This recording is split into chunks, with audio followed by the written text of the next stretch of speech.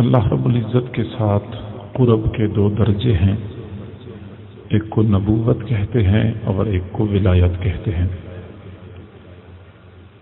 نبوت وہبی ہے جبکہ ولایت کسبی ہے۔ نبوت وہبی ہے، معنی یہ ہے کہ کوئی بندہ اپنی عبادت، اپنی ذہانت یا اپنی ریاضت کے زور پہ نبی نہیں بن سکتا۔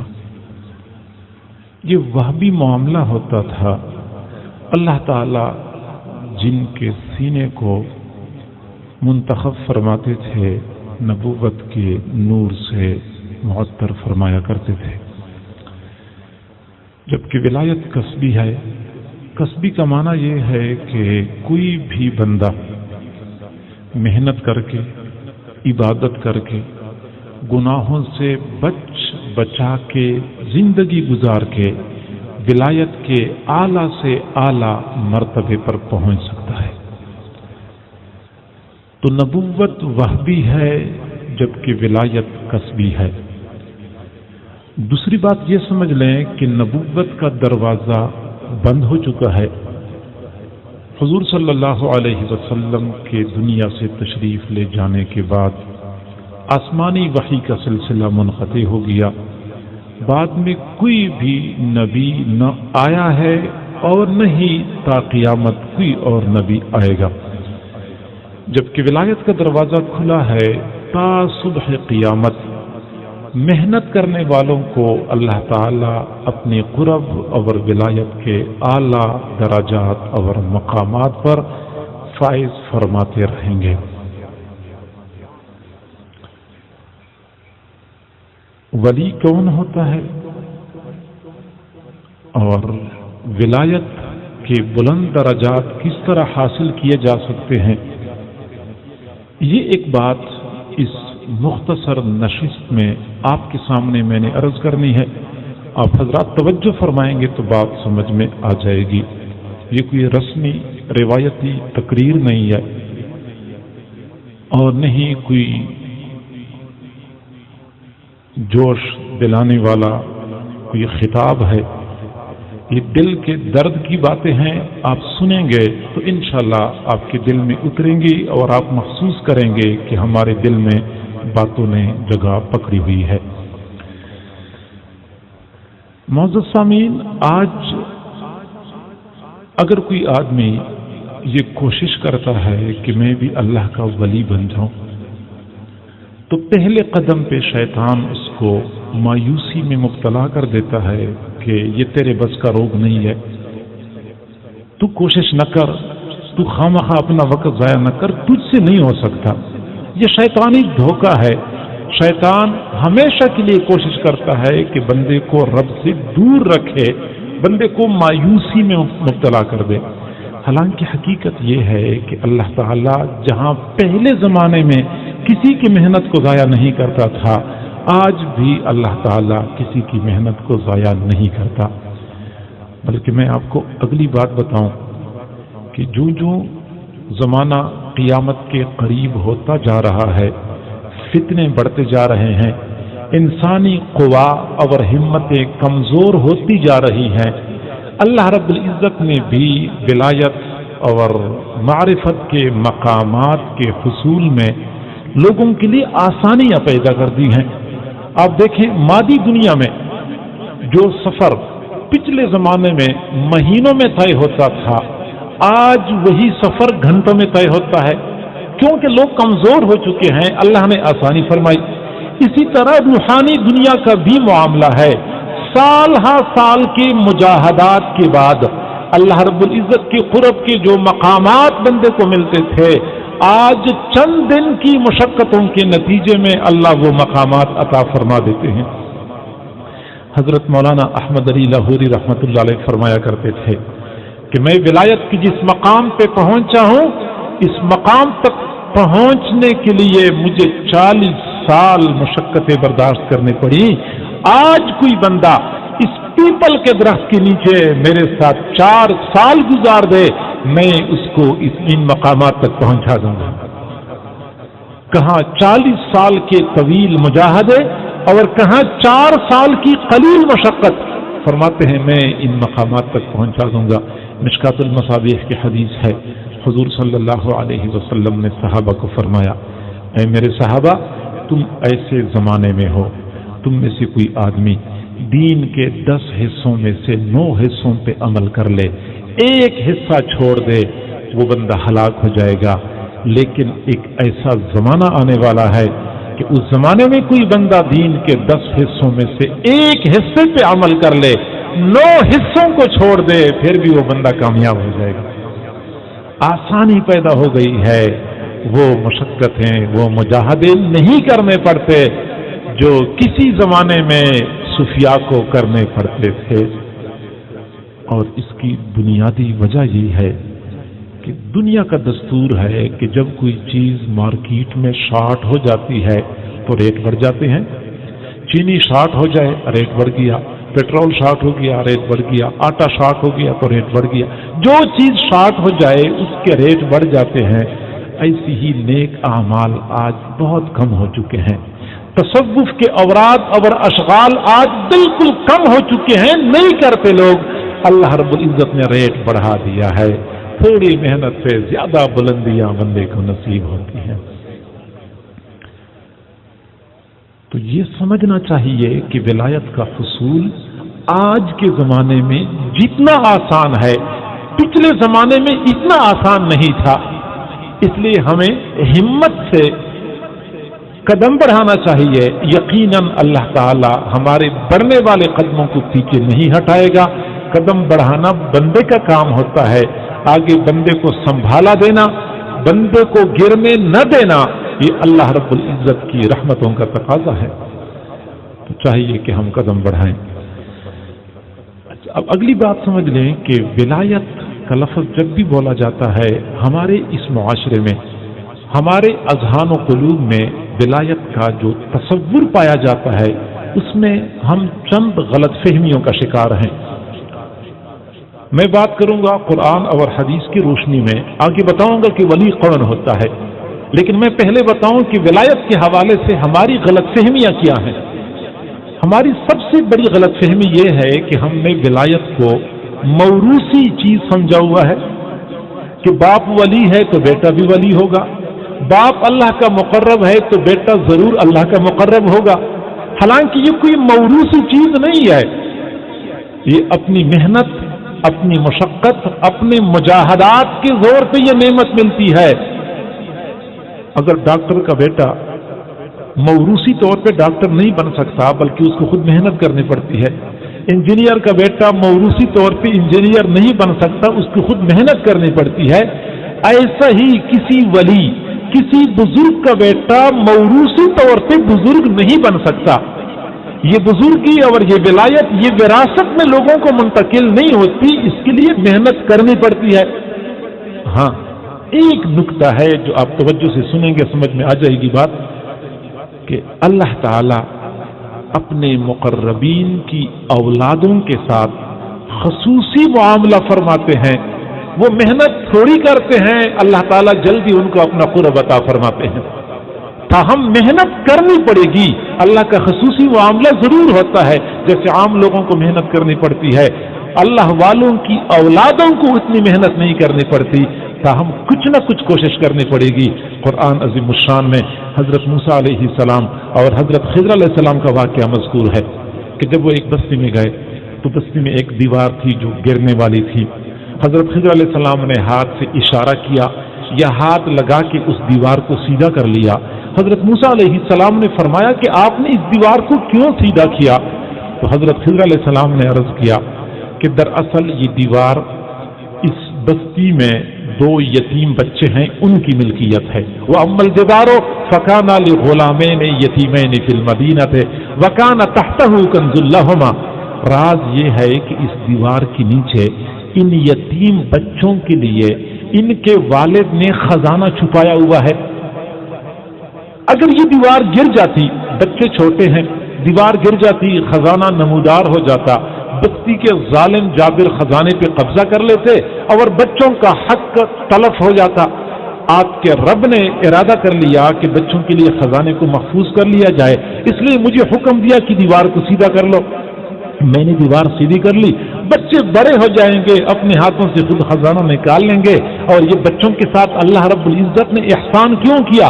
قرآن عظیم الشان میں اللہ فرماتے ہیں وَكَانَ أَبُوهُمَا صَالِحًا، ان بچوں کے ساتھ یہ بھلائی اس لیے ہو رہی ہے کہ ان کا والد نیک آدمی تھا۔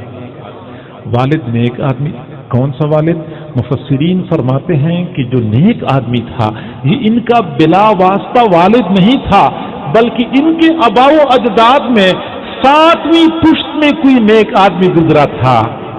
اس 7ویں پشت میں نیک آدمی کے طفیل اللہ رب العزت نے اولاد میں سے بچوں کے ساتھ حسن سلوک کر لیا۔ تو میں بات یہ عرض کر رہا تھا کہ اللہ تعالیٰ اپنے مقربین کی اولادوں کے ساتھ خصوصی مہربانی والا معاملہ فرماتے ہیں، تاہم محنت کرنی پڑے گی۔ اصل بات میں یہ عرض کر رہا تھا کہ جس طرح ڈاکٹری وراثت کی بنیاد پہ اولاد کو منتقل نہیں ہوتی، انجینئرنگ وراثت کی بنیاد پہ اولاد کو منتقل نہیں ہوتی، ایسی ہی ولایت اور معرفت یہ بھی وراثت کی بنیاد پہ منتقل نہیں ہوتی۔ ہر بندے نے خود کوشش کرنی ہوتی ہے اور ان مقامات کو حاصل کرنا ہوتا ہے۔ یہ ہماری غلط فہمی ہے جو اس معاشرے میں بہت عام ہے۔ دوسری غلط فہمی ہمارے معاشرے میں یہ پائی جاتی ہے کہ ہم نے ولایت کو بلند بانگ دعووں کے ساتھ منسلک کیا ہوا ہے کہ جو بندہ ولایت کا دعویٰ کرتا ہے ہم اس کو تو ولی مانتے ہیں، جو جگہ جگہ پہ بیٹھ کے بڑے بڑے دعوے کرتا رہتا ہے، اور جو بندہ اپنی ولایت کو چھپائے رکھتا ہے ہم اس کو ولی ہی تسلیم نہیں کرتے۔ حالانکہ اصول یہ ہے کہ ولی پر لازم ہے کہ اپنی ولایت کو چھپائے گا، نبی پر لازم ہے کہ اپنی نبوت کا اظہار کرے گا۔ نبی اگر نبوت کو ظاہر نہیں کرتا وہ گناہگار ہو جائے گا، اور ولی اگر ولیت کو چھپانے کی کوشش نہیں کرتا تو ولی نہیں ہوگا۔ ولی وہ ہوتا ہے کہ اپنی ولایت کو ایسی چھپائے رکھتا ہے جیسا کہ عام لوگ اپنے گناہوں کو چھپانے کی کوشش کرتے ہیں۔ جو دعوے کرتا ہے کہ میں ولایت کے بڑے اعلیٰ مقامات پر فائز ہوں، یہ اس بات کی دلیل ہے کہ ولایت ہے نہیں، اگر ہوتی تو کبھی بھی اس کا اظہار نہ کرتا۔ بلند بانگ دعووں کے ساتھ ہم اس کو جوڑتے ہیں۔ اور تیسری بڑی غلط فہمی ولایت کے بارے میں ہمارے معاشرے میں یہ پائی جاتی ہے کہ ہم ولایت کو کشف و کرامات کے ساتھ جوڑتے ہیں۔ جو بندہ شوق بازیاں، جو بندہ خرق عادت امور کا مظاہرہ کر لے، ایسی امور کا اظہار کر لے جو عام لوگوں کی سمجھ میں نہ آئے، کچھ کرتب دکھائے، کچھ فن دکھائے، تو لوگ کہتے ہیں بڑا پہنچا ہوا ہے، بڑا ولی ہے۔ حالانکہ ولایت کا تعلق کشف و کرامات کے ساتھ نہیں ہے، ولایت کا تعلق شریعت اور سنت کی اتباع کے ساتھ ہے۔ اولیاء کے سردار حضرت جنید بغدادی رحمۃ اللہ علیہ نے فرمایا اذا رأیتم احدا، جب تم کسی بندے کو دیکھو یمشی علی الماء، جو پانی کی سطح پہ چل رہا ہے، او یطیر فی الہوا، یا ہوا میں اڑ رہا ہے، وہو یخالف سنتا من سنن النبی صلی اللہ علیہ وسلم، وہ حضور صلی اللہ علیہ وسلم کی سنتوں میں سے ایک سنت کا مخالف ہے، فضربوہ بالنعلین، اس کو جوتے مارو، فإنہ دجال کذاب لا ولی، وہ دجال کذاب تو ہو سکتا ہے وہ ولی نہیں ہو سکتا۔ میرے محبوب کی ایک سنت کو ترک کرنے والا فقط مجبوری کی وجہ سے نہیں، سستی کی وجہ سے، کم ہمتی کی وجہ سے وہ سنتوں کا تارک ہے، اس بندے پر ولایت حرام ہے۔ ولی شریعت اور سنت کی اتباع کا نام ہے۔ حضرت جنید بغدادی رحمۃ اللہ علیہ کی خدمت میں ایک بندہ آیا، رہنا شروع کیا، بیعت کرنے کا ارادہ تھا، لیکن سوچ رہا تھا کہ میں بیعت تب کروں گا جب مجھے پہلے یقین ہو جائے کہ اللہ کا ولی ہے، اللہ کا ولی ہے، پہلے مجھے یقین ہو جائے۔ اب یقین کرنے کے لیے اس نے سوچا کہ میں دیکھتا ہوں کوئی کرامات وغیرہ ہیں یا نہیں ہے۔ پورا سال گزارا، کوئی کرامت نظر نہیں آئی۔ سال گزارنے کے بعد واپس جا رہا تھا، حضرت جنید بغدادی رحمۃ اللہ علیہ نے فرمایا کہ بھائی آپ کیوں جا رہے ہیں، مسئلہ کیا بن گیا؟ تو کہنے لگا کہ میں تو اس لیے آیا تھا کہ آپ سے بیعت کروں گا اور آپ سے فیض حاصل کروں گا، لیکن اب تو میں نے بیعت کا ارادہ ترک کر لیا۔ پوچھا کیا وجہ بنی؟ جواب دیا کہ میں نے پورا سال گزارا، آپ کی ایک کرامت بھی نہیں دیکھی۔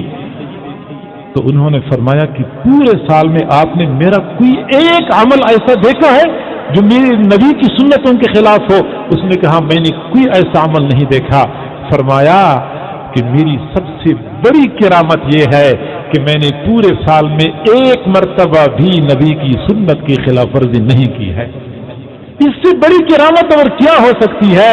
حضرت خواجہ مجدد الفسانی رحمت اللہ علیہ فرمایا کرتے تھے الاستقامت خیر من الف کرامہ، استقامت 1000 کرامتوں سے بہتر ہے۔ استقامت، شریعت پر استقامت، سنتوں پر استقامت 1000 کرامات سے بہتر ہے۔ تو چاہیے کہ ہم ان غلط فہمیوں کا ازالہ کریں کہ ولایت کوئی موروثی چیز نہیں ہے، ولایت کا تعلق بلند بانگ دعووں کے ساتھ نہیں ہے، ولایت کا تعلق کشف و کرامات کے ساتھ نہیں ہے، ولایت کا تعلق مجنون ہونا، مجذوب ہونا، دیوانہ ہونا، ننگے پھیرنا، اس کے ساتھ ولایت کا تعلق نہیں ہے۔ ولایت 100% شریعت کی اتباع کا نام ہے۔ حضرت مولانا اشرف علی تھانوی رحمۃ اللہ علیہ فرمایا کرتے تھے جس نے رونا ہے یا رولانا ہے، انہی مجمع میں لوگوں کو رولائیں، جس نے رونا ہے یا رولانا ہے، اڑنا ہے یا اڑانا ہے، وہ دوسروں کے پاس چلا جائے۔ جس نے شریعت کی پیروی سیکھنی ہے وہ ہمارے پاس آ جائے، ہم بتاتے ہیں کہ شریعت کی پیروی کس طرح کرنی ہوتی ہے، میرے محبوب کی تعلیمات کیا ہیں۔ یہ ہماری چند ایک غلط فہمیاں ہیں، آگے میں بتاؤں گا کہ ولی کسے کہتے ہیں، قرآن و حدیث کیا کہتے ہیں۔ لیکن اس سے پہلے میں اگلی بات عرض کروں کہ اولیاء کے ساتھ اللہ رب العزت کا بہت زیادہ خصوصی معاملہ ہوتا ہے۔ دنیا میں کئی مرتبہ ایک آدمی کے ساتھ دوستی ہوتی ہے، لیکن جب دوست پر برا وقت آتا ہے تو آرام سے پیچھے ہٹ جاتے ہیں، اگر نظر ہی نہیں آتے۔ یہ اغراض کی دوستی ہوتی ہے، یہ اخلاص والی دوستی نہیں ہوتی۔ میرے اللہ کا معاملہ منفرد ہے، میرا اللہ دوستی نبھانا جانتا ہے، میرا اللہ وفا کرنا جانتا ہے۔ جس نے اللہ کے ساتھ دوستی لگائی اللہ تعالیٰ کبھی بھی اس کو بے یار و مددگار نہیں چھوڑتا۔ میرے محبوب صلی اللہ علیہ وسلم نے فرمایا کہ اللہ رب العزت نے فرمایا ہے من عادى لی ولیا فقد آذنته بالحرب، جو بندہ میرے کسی ولی کے ساتھ دشمنی کرتا ہے میری جانب سے اس کے خلاف اعلان جنگ ہے۔ اللہ تعالیٰ اعلان جنگ کرتا ہے، میرے ولی کے ساتھ دشمنی کرتے ہیں، میرے ولی کو ایذا پہنچاتے ہیں۔ ایک اور حدیث میں، حدیث قدسی میں اللہ تعالیٰ فرماتے ہیں کہ میں اپنے اولیاء کی خاطر ایسا غضبناک ہو جاتا ہوں جیسا کہ شیر کسی وقت غضبناک ہو جاتا ہے۔ اپنی اولیاء کی خاطر غضبناک ہوتا ہوں، پھر اللہ تعالیٰ اپنی اولیاء کا انتقام لیتا ہے۔ جب اللہ انتقام لیتا ہے دنیا اس کا تماشا دیکھتی ہے۔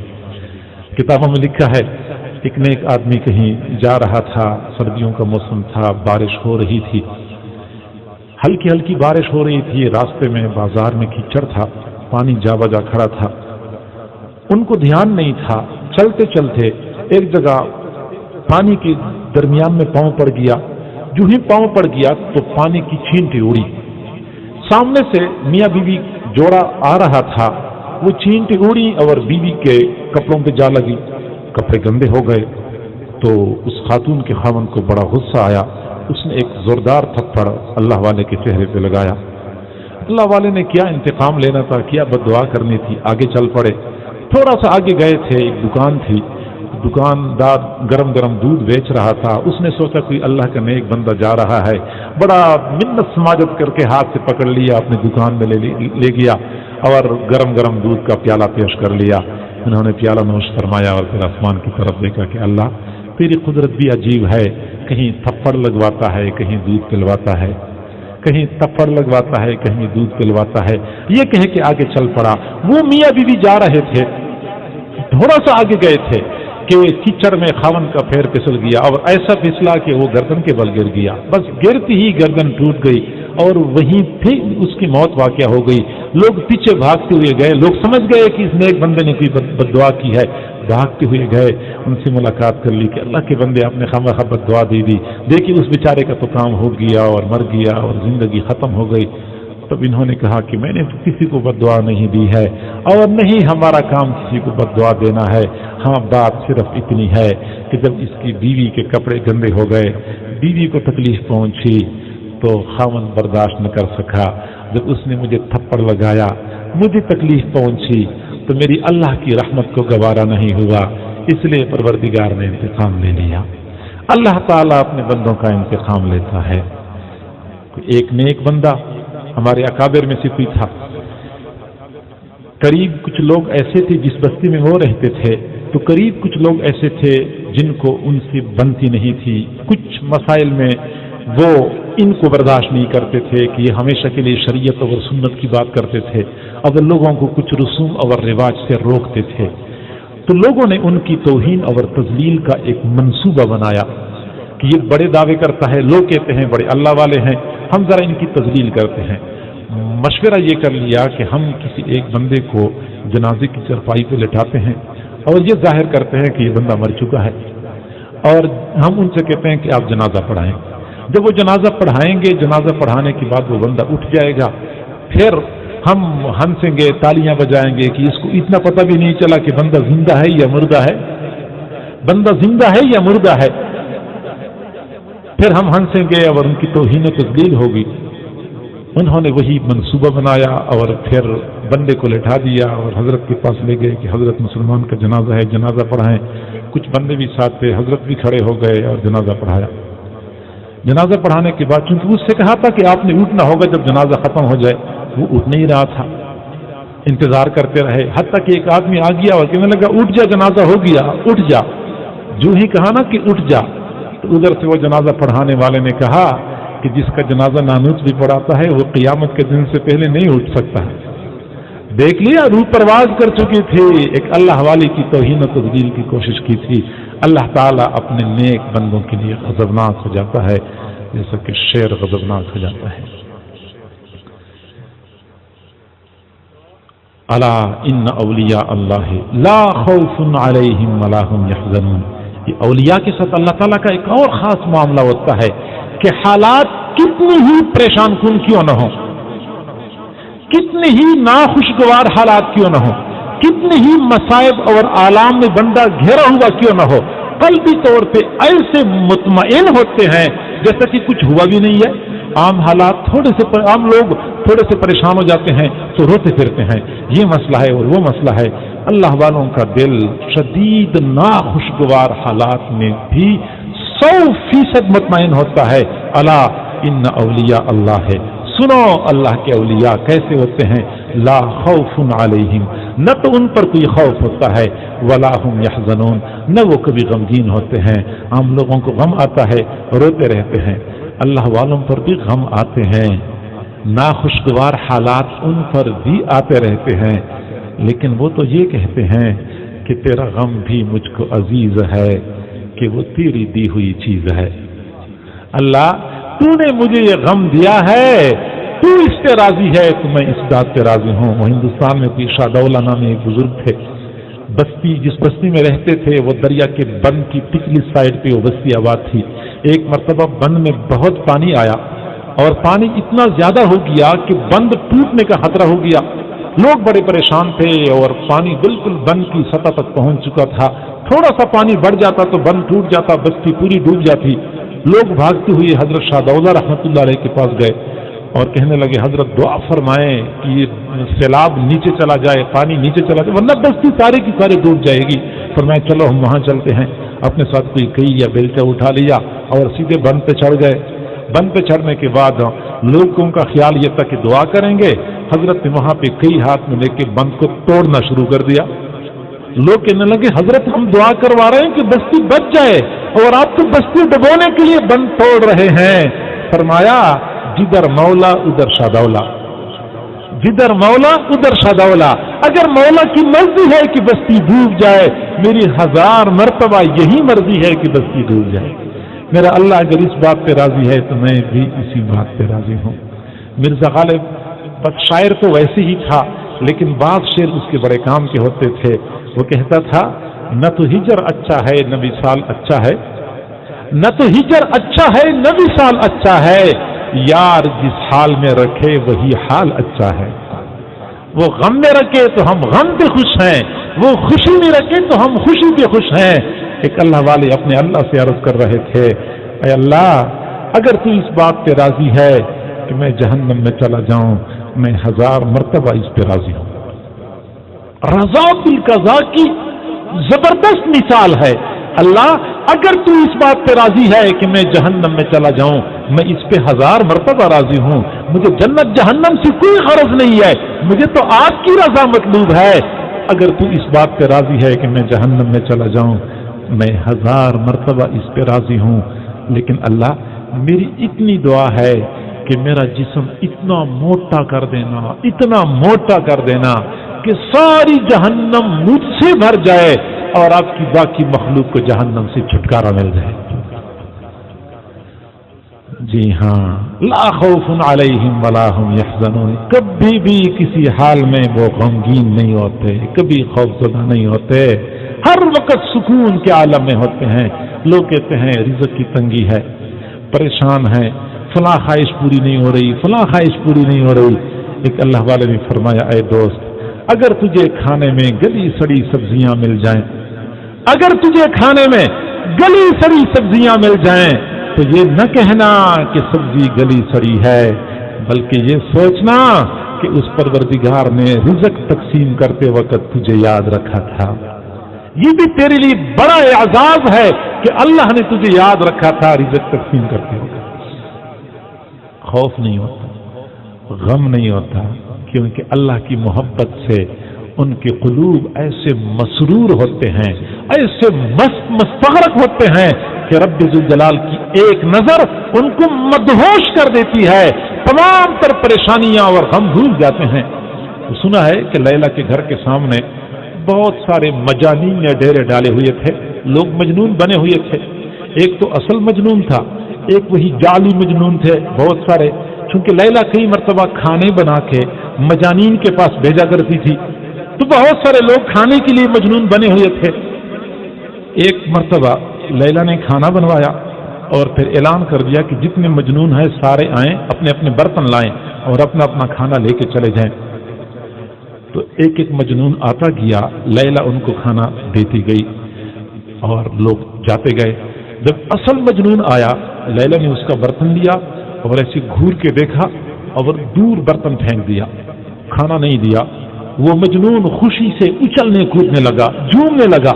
لوگوں نے کہا تو واقعی مجنون ہے، تجھے تو کھانا بھی نہیں ملا، تیرا تو برتن پھینک دیا، اور تو اتنا خوش ہو رہا ہے کہ خوشی سے ناچ رہا ہے اور جھوم رہا ہے۔ تو کہنے لگا، جی ہاں، آپ لوگوں کو یہ تو نظر آتا ہے کہ لیلا نے مجھے کھانا نہیں دیا، آپ کو یہ کیوں نظر نہیں آ رہا کہ لیلا نے میری طرف ایک مرتبہ دیکھ جو لیا ہے؟ یہ ایک مرتبہ دیکھنا میرے لیے تھوڑا اعزاز ہے، میں تو اس بات سے خوش ہوں کہ میری طرف ایک مرتبہ دیکھ لیا ہے۔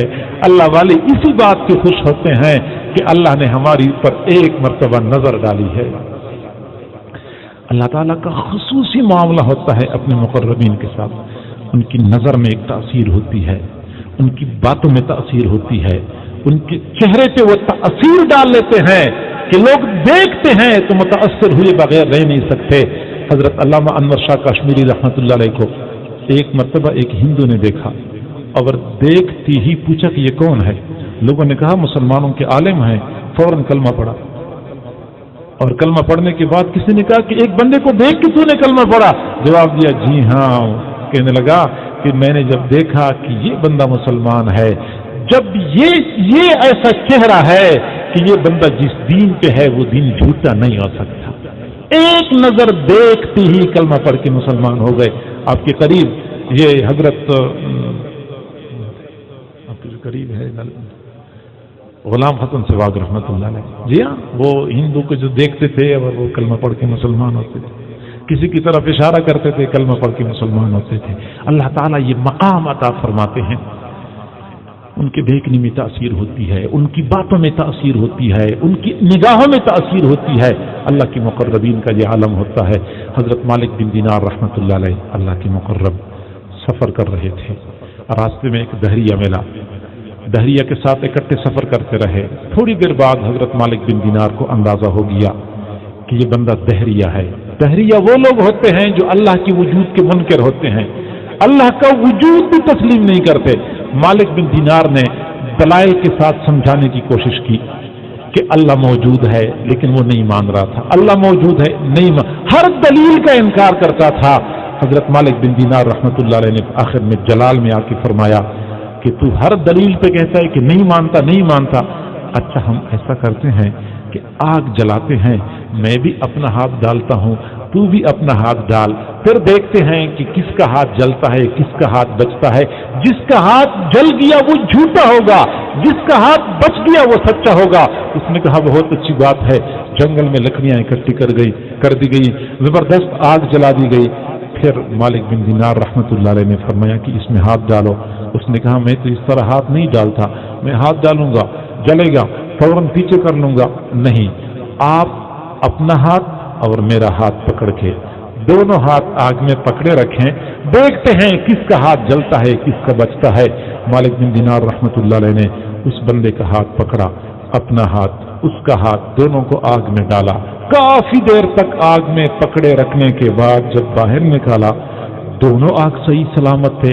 یا اللہ، عجیب ماجرا ہے، میں آپ کا ماننے والا، یہ منکر، میں مسلمان، یہ کافر. آپ نے دونوں ہاتھوں کے ساتھ برابر کا معاملہ کیوں کیا؟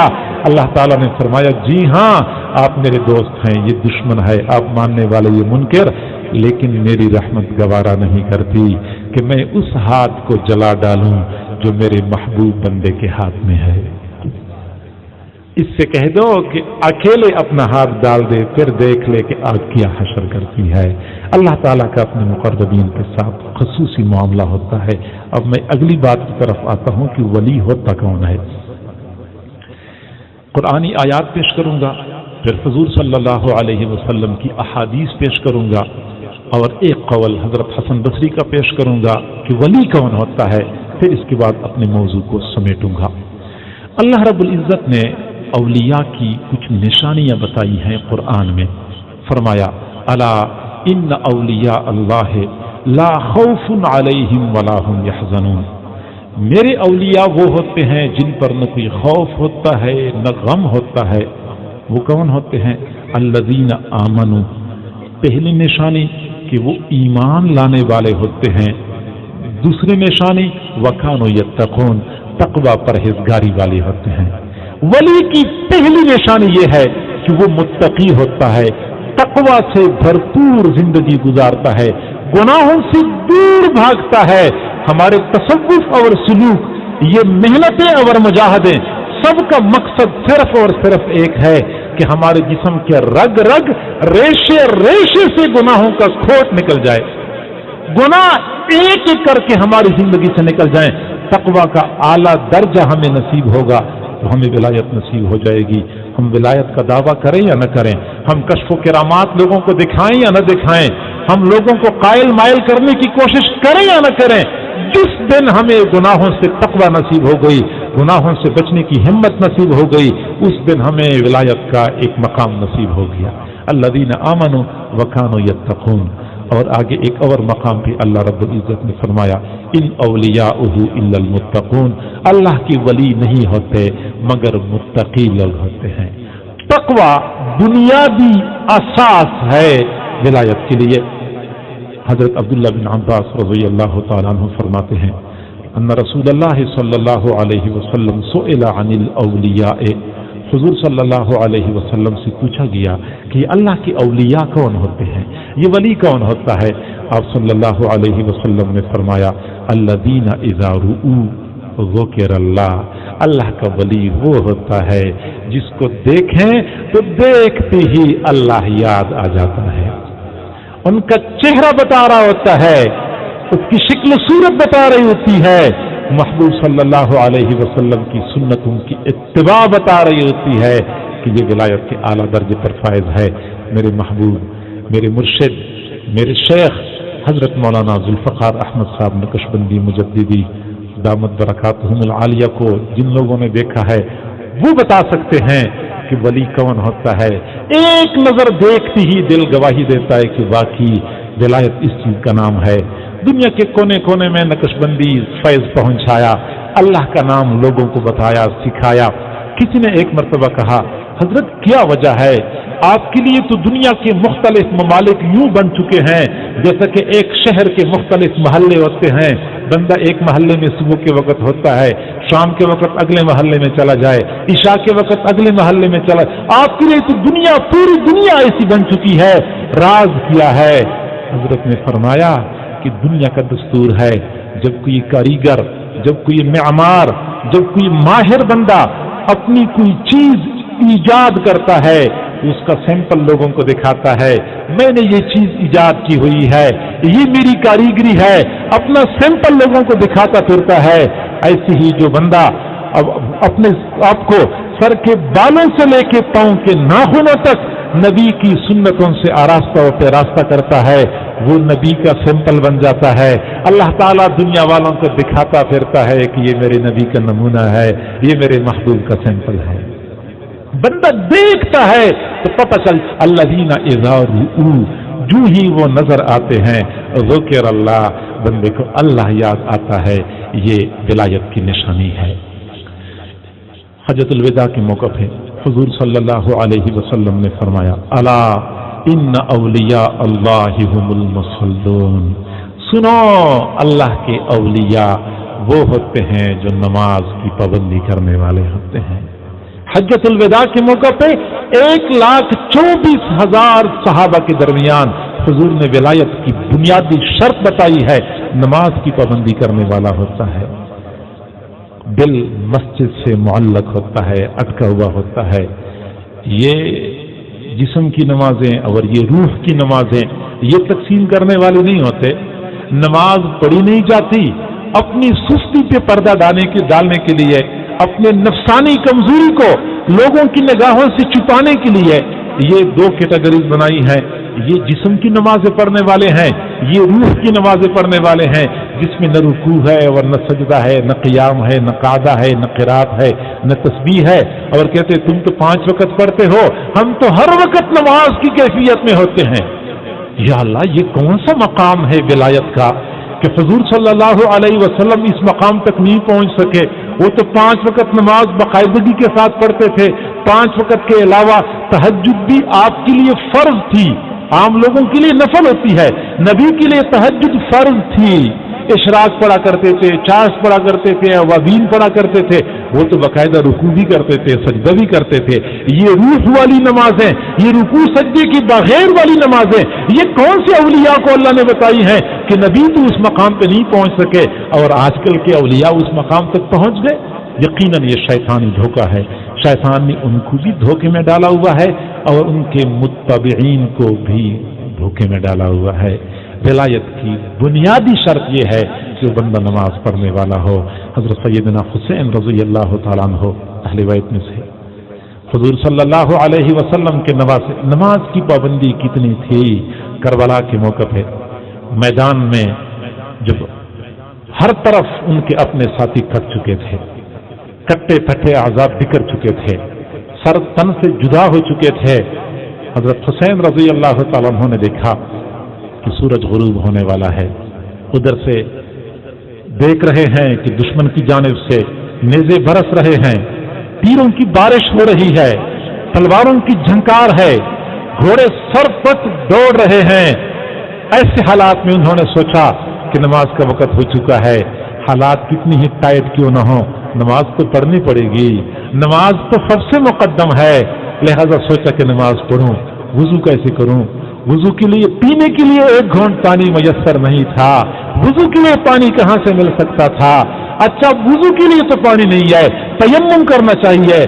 दाएं बाएं देखा, इर्द गिर्द इतनी जगह भी खून के बगैर खुश्क और पाक नहीं मिली जहां पे वो हाथ मार के अपना तयम्मुम कर लेते। लेकिन ऐसे हालात में भी हजरत हुसैन रज़ियल्लाहु तआला अन्हु ने असर की नमाज छोड़ी नहीं है। नेज़ों के साए के नीचे भी असर की नमाज अदा फरमाई है। अब हुसैनी होने का दावा कौन करता है? हुसैनी वो है जो हजरत हुसैन के नक्शे कदम पे चलने वाला है। हमें चाहिए कि हम नमाज की पाबंदी करें, क्योंकि विलायत की बुनियादी शर्त नमाज है। حضرت عبداللہ بن عباس رضی اللہ عنہ نے فرمایا ثلاثۃ من کانت فیہ فہو مستحق للولایت ہے، 3 خصلتیں جس بندے میں پائی جائیں وہ بندہ ولایت کا مستحق ہے۔ 3 خصلتیں جس بندے میں پائی جائیں وہ بندہ ولایت کا مستحق ہے۔ ایک تو فرمایا کہ اس بندے کے دل میں خوف خدا ہو، اور خوف خدا کی وجہ سے وہ گناہوں سے بچنے والا ہو۔ خوف خدا بندے کو گناہوں سے بچاتا ہے۔ دوسرا یہ کہ اس کے اچھے اخلاق ہوں، اچھے اخلاق کی بدولت وہ لوگوں کے ساتھ حسن سلوک کرنے والا ہو۔ اور تیسرا یہ کہ وہ حلم والا ہو، حلم کے ذریعے سے وہ بیوقوفوں کی بیوقوفی کو ٹالنے والا ہو، کسی کے ساتھ الجھنے والا نہ ہو۔ اللہ کے اولیاء کھلے سینے والے ہوتے ہیں، کشادہ ظرف ہوتا ہے، بات بات پہ الجھنے والے نہیں ہوتے، چھوٹی چھوٹی باتوں پہ غصے سے بے قابو ہونے والے نہیں ہوتے۔ اللہ کے اولیاء حلم والے ہوا کرتے ہیں۔ حضرت زین العابدین رحمہ اللہ تعالی حضرت حسین رضی اللہ تعالیٰ عنہ کے صاحبزادے تھے، کہیں جب تشریف لے جا رہے تھے، کیا کھلا سینہ تھا، کہیں تشریف لے جا رہے تھے، ایک آدمی نے ایسی بات کی جو آپ کو ناگوار گزری، غلط بات کی، آپ نے انتقام نہیں لیا، آپ نے غصے کا اظہار نہیں کیا، فوراً اپنے غلام کو فرمایا کہ اس کو 1000 درہم دے دو۔ اس نے غلط بات کی، انہوں نے 1000 درہم دلوائے۔ وہ کہنے لگا میں گواہی دیتا ہوں کہ آپ نواسۂ رسول کے بیٹے ہیں۔ اہل بیت ہی ایسے وسیع ظرف ہو سکتے ہیں، اہل بیت ہی اتنا کھلا کشادہ ظرف رکھنے والے ہوتے ہیں۔ میں گواہی دیتا ہوں کہ آپ نواسۂ رسول کے بیٹے ہیں۔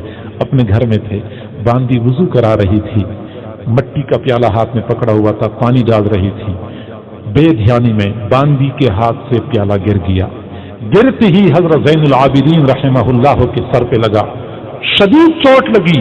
جلال کے عالم میں باندی کی طرف دیکھا، باندی پریشان ہو گئی، کانپ اٹھی، لیکن وہ عام باندی نہیں تھی، وہ اہل بیت کی باندی تھی، اہل بیت کے گھر میں زندگی گزارنے والی تھی، بڑی سمجھدار تھی، فوراً بول پڑی والکاظمین الغیظ۔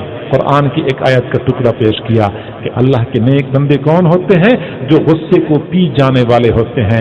فرمایا قزمت غیظی، میں نے اپنے غصے کو پی لیا، میں نے غصے کو پی لیا۔ باندی سمجھدار تھی، اگلی بات کر لی والعافین عن الناس، اللہ کے نیک بندے وہ ہوتے ہیں جو لوگوں کو معاف کرنے والے ہوتے ہیں۔ فرمایا عفوت عنک، میں نے تجھے معاف کر دیا۔ باندی نے تیسری بات کہہ دی واللہ یحب المحسنین، اللہ تعالی احسان کرنے والوں سے محبت کرتے ہیں۔ فرمایا اذهبی فقد اعتقتک، جا میں نے تجھے آزاد کر دیا، میں تجھ پہ احسان کرتا ہوں۔ یہ ولایت ہے۔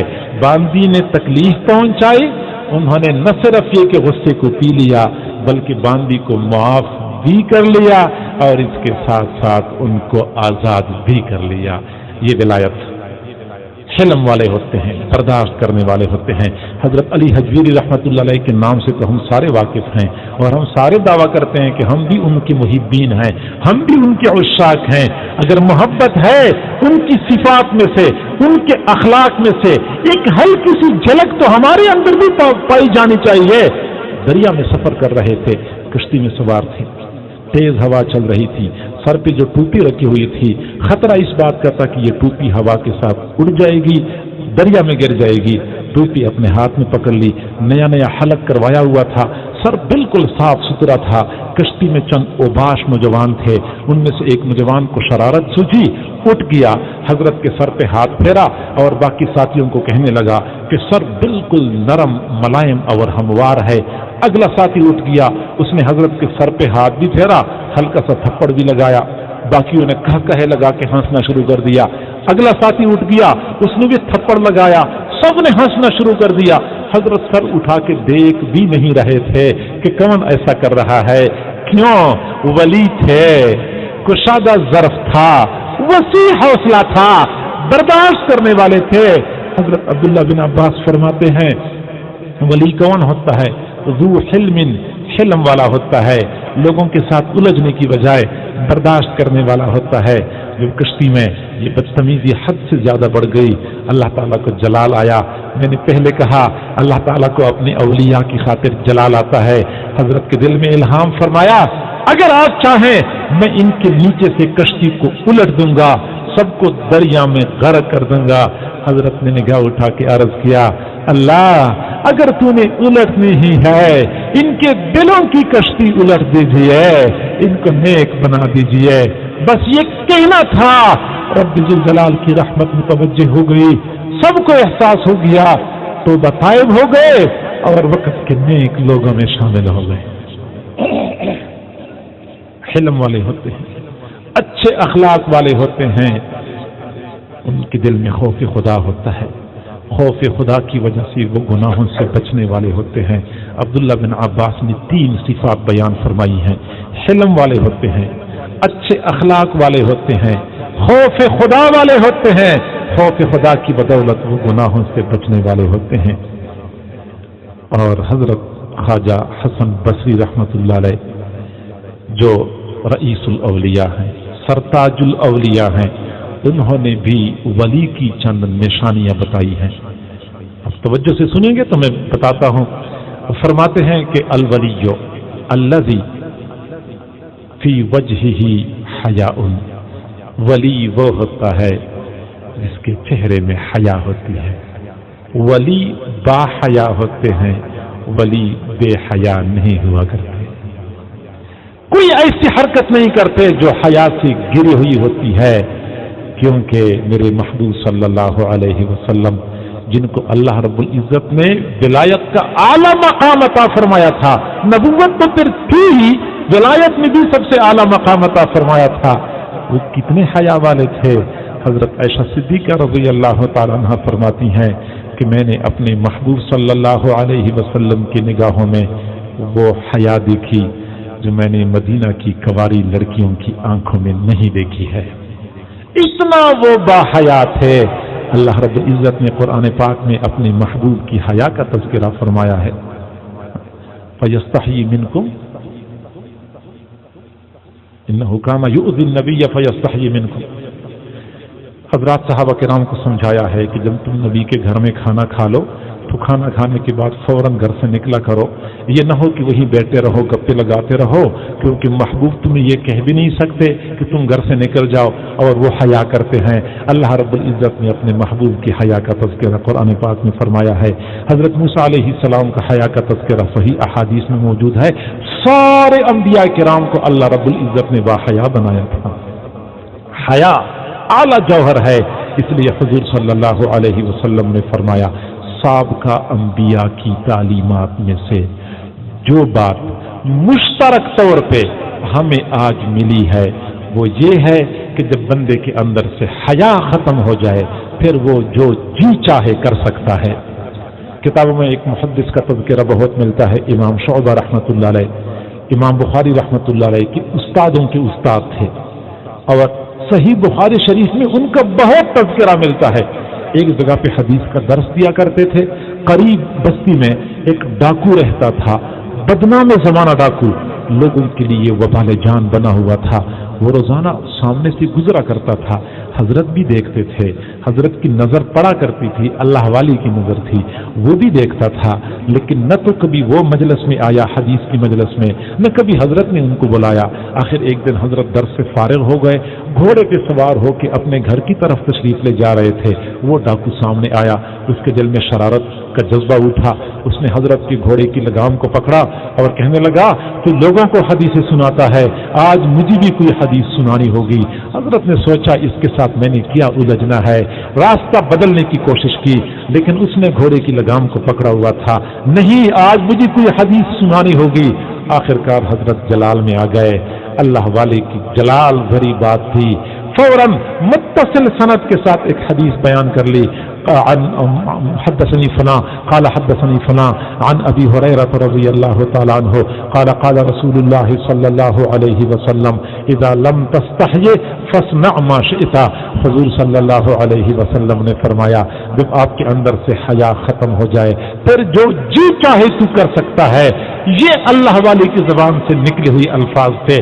تیر کی طرح اس کے دل میں پیوست ہو گئے، اس کے دل پہ چوٹ لگی، میں اتنا برا بندہ ہوں، اتنا بے حیا بن چکا ہوں، عام لوگوں کو تو پریشان کرتا رہا، اب میں نے اللہ والوں کو بھی پریشان کرنا شروع کر دیا۔ فوراً معافی مانگ لی، حضرت سے معذرت کر لی، نہ صرف یہ کہ حضرت سے معذرت کر لی بلکہ حضرت کے شاگردوں میں شامل ہو گئے، نہ صرف یہ کہ حضرت کے شاگردوں میں شامل ہو گئے بلکہ وہی ڈاکو بعد میں امام بخاری کے استاد بن گئے۔ آج کی دنیا اس ڈاکو کو عبداللہ بن مسلمہ کے نام سے جانتی ہے۔ نبی کون ہوتا، وہ ولی کون ہوتا ہے؟ الذی یکون فی وجہہ حیاء، جس کے چہرے میں حیا ہوتی ہے۔ اپنی ماں بہنوں بیٹیوں سے گزارش کروں گا، با حیا با کردار زندگی گزاریں۔ بے حیا بندہ کبھی بھی اللہ سے واصل نہیں ہو سکتا، کیونکہ اللہ با حیا ہے۔ صحیح بخاری شریف کے روایت میں اللہ تعالیٰ حیا والا ہے، جو اللہ حیا والا ہے تو اس کا دوست بے حیا نہیں ہو سکتا۔ دیکھا ہے کبھی کتنے لوگ ایسے ہوتے ہیں بلند بانگ دعوے کرتے ہیں اور غیروں کی بیٹیوں پہ نظریں جمائے رکھتے ہیں، غیروں کے گھروں میں جاتے ہیں، مریدین کے گھروں میں گھستے ہیں، اگر وہ پردہ کر لیں تو اس پہ ناراض ہوتے ہیں۔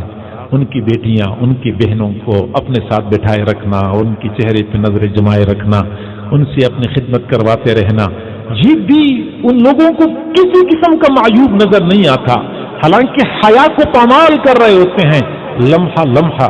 مریدین بیچارے تو محبت میں آ کے یہ کام کرتے ہیں، وہ اگر ولایت کے دعویدار ہیں یہ حیا سے گری ہوئی حرکتیں کیوں کرتے ہیں؟ میں اپنی بہنوں سے، اپنی بیٹیوں سے گزارش کروں گا کہ با حیا زندگی گزاریں۔ حیا کیسی ہوا کرتی ہے؟ آئیے اہل بیت کی طرف جاتے ہیں۔ میرے محبوب صلی اللہ علیہ وسلم کی لخت جگر، جن کے بارے میں میرے محبوب نے فرمایا وفاطمہ تو سیدات نساء اہل الجنہ، فاطمہ یہ تو جنتی عورتوں کی سردار ہے۔ زندگی کیسی گزر رہی ہے؟ اپنی وفات سے قبل حضرت علی رضی اللہ تعالیٰ عنہ کو وصیت فرماتی ہیں، علی میں نے فوت ہو جانا ہے، میری دو وصیتیں ہیں۔ پہلی وصیت، میرا جنازہ رات کے وقت اٹھائیں، دن کے اجالے میں نہ اٹھائیں۔ دوسری وصیت، میرے جنازے کے اوپر کھجور کی ٹہنیوں کا خیمہ نما جنازہ پوش بنائیں، اس کے اوپر چادر ڈالیں۔ حضرت علی رضی اللہ تعالیٰ عنہ نے فرمایا فاطمہ آپ مجھے یہ وصیت کیوں کر رہی ہیں؟ اس نے جواب دیا اس لیے کہ جنازے کے اوپر جنازہ پوش ڈالیں، جنازہ پوش نہیں ہوتا۔ ویسے اگر جنازہ ہوتا ہے، اگرچہ لوگوں کی نظر تو نہیں پڑتی، اوپر چادر پڑی ہوئی ہوتی ہے، لیکن پھر بھی قد کاٹ کا پتہ چل جاتا ہے۔ قد کاٹ کتنا ہے؟ میں اتنا بھی برداشت نہیں کرتی کہ کسی کو میرے مرنے کے بعد میرے قد کاٹ کا پتہ چل جائے۔ دوسری بات یہ کہ میں یہ چاہتی ہوں کہ میرا جنازہ رات کی تاریکی میں اٹھایا جائے، دن کے اجالے میں نہ اٹھایا جائے۔ میں نہیں برداشت کروں گی کہ میرے کفن پر بھی کسی کی نظر پڑ جائے۔ یہ حیا ہے، یہ اہل بیت کی حیا ہے۔ ولی کون ہوتا ہے؟ الذی یکون فی وجہہ حیاء، جس کے چہرے میں حیا ہوتی ہے، وفی عینہ بکاء، آنکھوں میں رونا ہوتا ہے۔ اللہ رب العزت کے خوف سے خوف زدہ رہتے ہیں، کھلکھلا کے ہنسنے والے، غفلت کی زندگی گزارنے والے، کتے اور ریت لڑانے والے نہیں ہوا کرتے۔ اگر میرا انداز سخت ہے، میں پیشگی معذرت چاہتا ہوں۔ میں نے پہلے بات کی تھی کہ میں قرآن سے، حدیث سے، اولیاء کے اقوال سے یہ بات ثابت کروں گا، ان کی آنکھوں میں رونا ہوتا ہے، آخرت کی فکر سے فکر مند ہوتے ہیں۔ آئیے میرے محبوب صلی اللہ علیہ وسلم کی زندگی دیکھتے ہیں، وہ کیسے ہر وقت آنسو بہانے والے ہوتے تھے۔ حضرت عائشہ صدیقہ رضی اللہ تعالیٰ عنہ فرماتی ہیں کئی مرتبہ ایسا ہوتا تھا، میں حجرے میں آرام کر رہی ہوتی تھی، میرے محبوب صلی اللہ علیہ وسلم مصلی پہ کھڑے ہو کے تہجد کی نماز پڑھ رہے ہوتے تھے، آنکھوں سے ایسے موٹے موٹے آنسو ٹپ ٹپ گرنا شروع ہو جاتے تھے۔ جب آواز میں سنتی تھی مجھے یوں محسوس ہوتا تھا جیسے تیز بارش شروع ہو چکی ہو، میری آنکھ کھل جاتی تھی، میرے محبوب اتنا رویا کرتے تھے۔ حضرت عائشہ صدیقہ رضی اللہ تعالیٰ عنہ فرماتی ہیں جب بھی ہمیں مدینے کے اوپر کوئی بادل نظر آ جاتے تھے، لوگ خوشیاں منا رہے ہوتے تھے کہ بادل آئے ہیں، بارش برسی گی، حضور صلی اللہ علیہ وسلم اپنے گھر میں بے چین ہو جاتے تھے، چین نہیں آتا ہوتا تھا۔ کبھی گھر کے اندر آتے تھے، کبھی گھر سے باہر تشریف لے جاتے تھے، کبھی بیٹھ جاتے تھے، کبھی کھڑے ہو جاتے تھے۔ میں عرض کرتی تھی اللہ کے نبی، لوگ جب بادل دیکھتے ہیں خوش ہو جاتے ہیں، آپ بادل دیکھتے ہیں تو آپ پریشان ہو جاتے ہیں۔ میرے محبوب نے فرمایا عائشہ آپ نے قرآن نہیں پڑھا، قرآن میں آیا ہوا ہے کہ بعض امتیں ایسی بھی تھیں کہ ان پر جب ہوا چلنی شروع ہو گئی، بادل آنے شروع ہو گئے، وہ خوش ہو رہے تھے کہ بادلوں سے بارش برسی گی، حالانکہ انہی بادلوں سے آگ برسنی شروع ہو گئی۔ جب میں وہ تصور کرتا ہوں تو اللہ کے خوف سے خوف زدہ ہو جاتا ہوں۔ یہ دیکھیے یہ ولایت کے سرتاج تھے، دل ایسے خوف زدہ ہوا کرتے تھے۔ حضرت عمر فاروق رضی اللہ تعالیٰ عنہ امیر المؤمنین تھے، اللہ رب العزت نے کیا مقام اور مرتبہ عطا فرمایا تھا۔ جس دن مسلمان ہوئے حضور صلی اللہ علیہ وسلم کا چہرہ اس دن خوشی سے چمک رہا تھا، بہت مسرور تھے، حضرات صحابہ کرام بھی خوشیاں منا رہے تھے۔ اس دوران حضرت جبرائیل علیہ السلام حضور کی خدمت میں حاضر ہوئے۔ میرے محبوب نے فرمایا جبرائیل کیا عمر کے اسلام لانے پہ آپ کو بھی خوشی ہوئی ہے؟ جبرائیل نے عرض کیا اللہ کے نبی عمر کے اسلام لانے پہ آسمان کے سارے فرشتے خوشیاں منا رہے ہیں۔ عمر کو اللہ نے یہ مقام عطا فرمایا تھا۔ حجۃ الوداع کا موقع تھا، حضور صلی اللہ علیہ وسلم نے 1.25 لاکھ صحابہ کرام کے درمیان کھڑے ہو کے یہ اعلان کر دیا کہ آج میرا اللہ میرے صحابہ پر فخر کر رہا ہے، وبعمر خاصتاً عمر پہ خاص طور پہ فخر کر رہا ہے۔ عمر کو اللہ نے یہ مقام اور مرتبہ عطا فرمایا تھا۔ دوسری طرف عمر پہ اللہ تعالیٰ کا خوف کیسے سوار ہوتا تھا، کیسے وہ آنسو بہا بہا کے رویا کرتے تھے۔ حضرت حسن بصری فرماتے ہیں ولی کی دوسری نشانی یہ ہوتی ہے وفی عینہ بکاء، آنکھوں میں رونا ہوتا ہے۔ حضرت عمر رضی اللہ تعالیٰ عنہ امیر المؤمنین تھے، 22 لاکھ مربع میل سرزمین پہ حکومت کرتے تھے۔ امارت کے زمانے میں ان کے گھر میں پڑوس کی ایک عورت آئی، امیر المؤمنین کی اہلیہ نے ان کو بٹھانے کے لیے چٹائی بچھائی، اس نے بیٹھنا چاہا لیکن چٹائی گیلی تھی، خاتون ڈر گئی شاید کسی بچے نے پیشاب کیا ہے، میرے کپڑے ناپاک ہو جائیں گے، بیٹھ نہیں رہی تھی۔ امیر المؤمنین کی اہلیہ نے فرمایا بہن بیٹھ جا بیٹھ جا، کسی بچے نے پیشاب نہیں کیا، یہ امیر المؤمنین کے رات کے آنسو ہیں۔ امیر المؤمنین رات کو اتنے آنسو بہایا کرتے تھے، لوگ یہ سمجھتے تھے کہ شاید کسی بچے نے پیشاب کیا ہے۔ وفی عینہ بکاء، آنکھوں میں رونا ہوتا ہے۔ حضرت عبداللہ بن عمر رضی اللہ تعالیٰ عنہ فرماتے ہیں کہ جب حضرت عمر رضی اللہ تعالیٰ عنہ زخمی ہو گئے، شہادت کی موت تھی، مسجد نبوی میں زخمی ہو چکے تھے، حضرت عمر کی شہادت سے قیامت کے دن مسجد نبوی کے ممبر و محراب گواہ بنیں گے۔ شہادت کی موت تھی۔ فرماتے ہیں اپنی وفات سے چند لمحے پہلے میں نے ان کے سر کو اپنی گود میں رکھا، حضرت عمر نے اپنا سر ہٹایا زمین پہ رکھا، پھر میں نے ان کا سر اٹھایا اپنی گود میں رکھا، ایسے میری طرف جلال کے عالم میں دیکھا، پھر سر ہٹایا اور نیچے زمین پہ رکھا۔ میں سمجھ گیا کہ حضرت عمر نہیں چاہتے کہ میں ان کا سر اپنی گود میں رکھ لوں۔ پھر حضرت عمر رضی اللہ تعالیٰ عنہ نے زمین پہ اپنے رخسار رگڑنے شروع کر دیے اور اپنے آپ سے مخاطب ہو کے کہہ رہے تھے ویل لک یا عمر ان لم یغفر لک ربک، عمر تیرے لیے ہلاکت ہے اگر تیرے رب نے تیری مغفرت نہیں کی، عمر تیرے لیے ہلاکت ہے اگر تیرے رب نے تیری مغفرت نہیں کی۔ اتنا وہ اللہ کا خوف رکھنے والے حضرت عبداللہ بن مبارک رضی رحمہ اللہ تعالی کتنے بڑے ولی تھے، وقت کے بلند پایا محدث بھی تھے، لاکھوں مریدین کے شیخ تھے، اتنے بڑے محدث۔ درس حدیث میں کتنے شاگرد بیٹھے ہوتے تھے، شاگردوں کا شمار مشکل تھا۔ ایک مرتبہ ان کے مجلس حدیث میں شاگرد جو بیٹھے ہوتے تھے اس وقت حدیث لکھنے کے لیے سیاہی جو استعمال کرتے تھے وہ دعوات میں رکھی ہوتی تھی، ہر محدث کے پاس اپنی اپنی دعوات ہوا کرتی تھی۔ ایک مرتبہ لوگوں نے مجلس میں رکھی ہوئی دعواتوں کو گنا تو دعواتوں کی تعداد 40,000 تک پہنچی، اتنے بڑے محدث تھے۔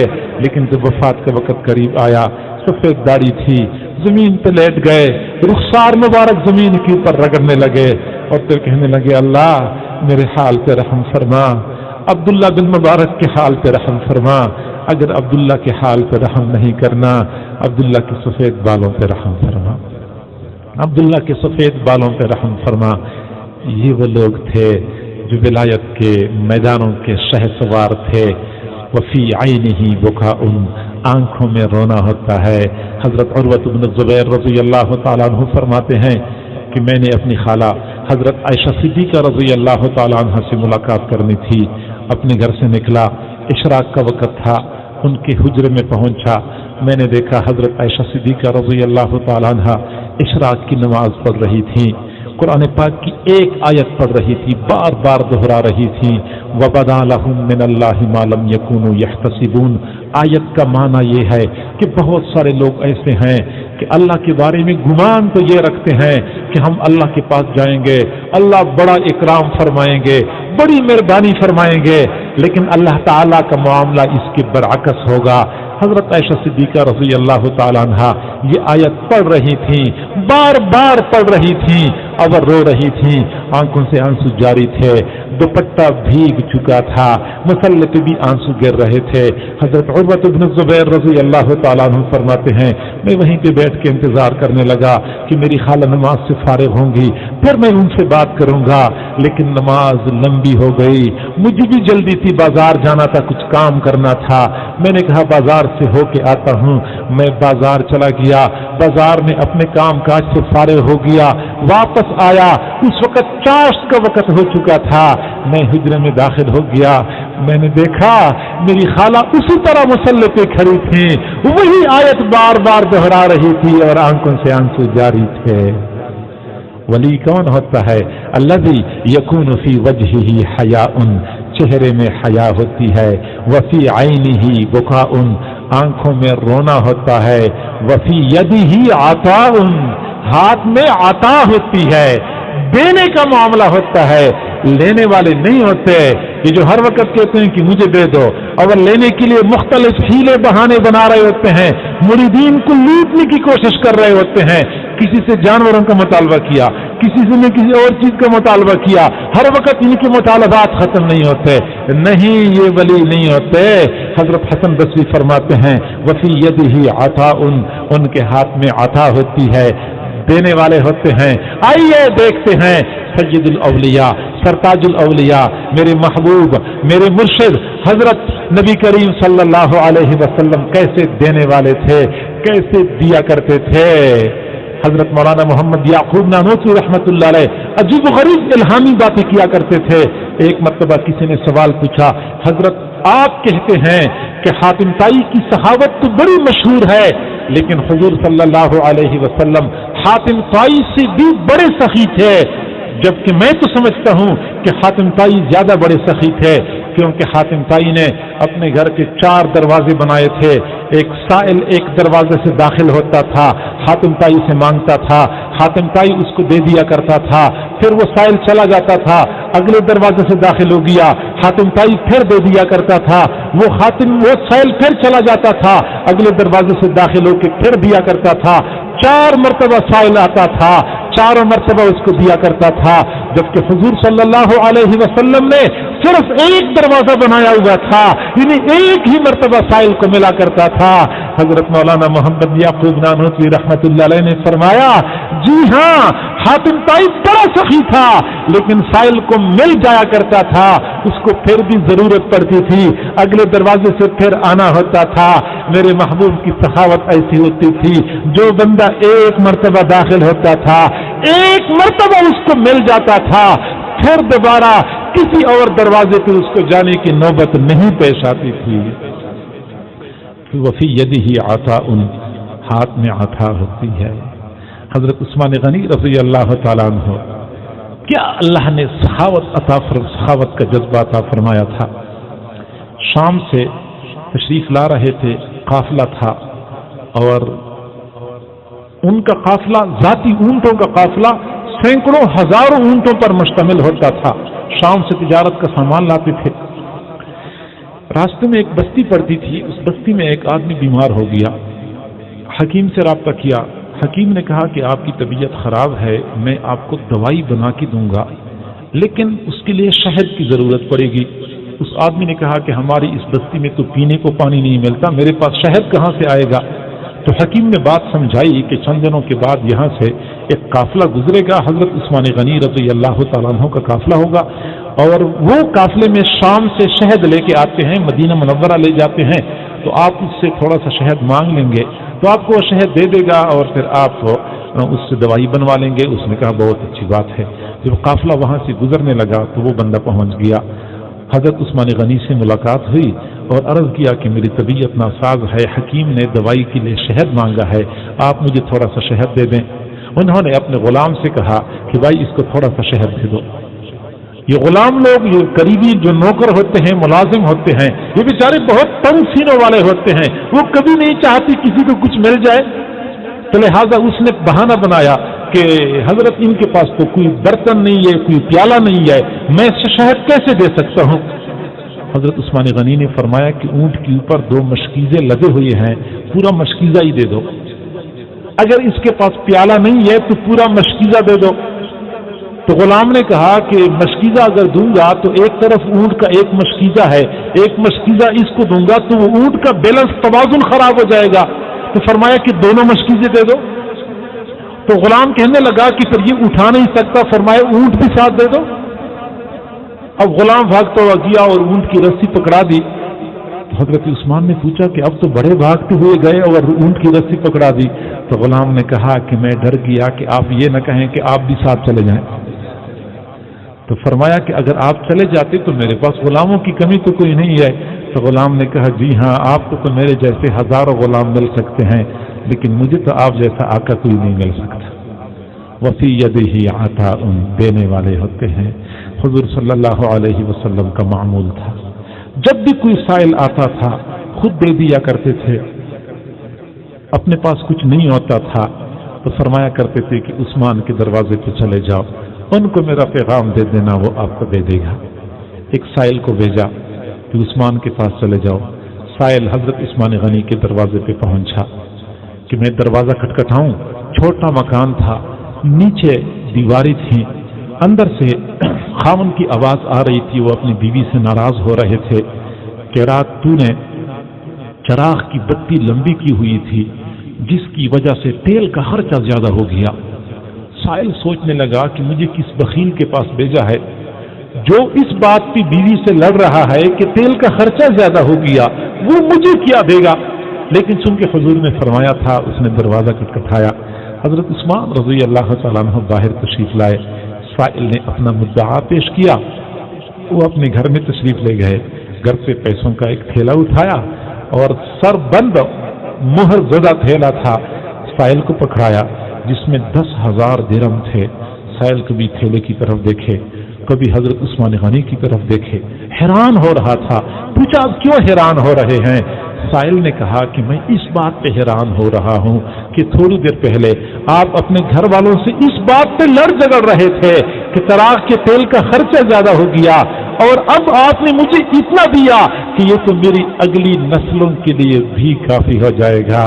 حضرت عثمان غنی رضی اللہ تعالیٰ عنہ نے فرمایا کہ جی ہاں، چراغ کے تیل کا خرچہ میری اپنی ذات پہ ہو رہا تھا، یہ تو میں اپنے محبوب کے نام پہ دے رہا ہوں۔ جب میرے محبوب نے مجھے دیتے وقت حساب نہیں کیا، میں ان کے نام پہ دیتے ہوئے حساب کیوں کروں؟ وفی یدہ عطاء، ہاتھ میں عطا ہوتی ہے۔ آئیے اہل بیت کی طرف آتے ہیں، وہ کیسے دینے والے تھے، وہ کیسے دینے والے تھے۔ حضرت علی رضی اللہ تعالیٰ عنہ کے گھر کا دروازہ کسی نے کھٹکھٹایا، باہر نکلے۔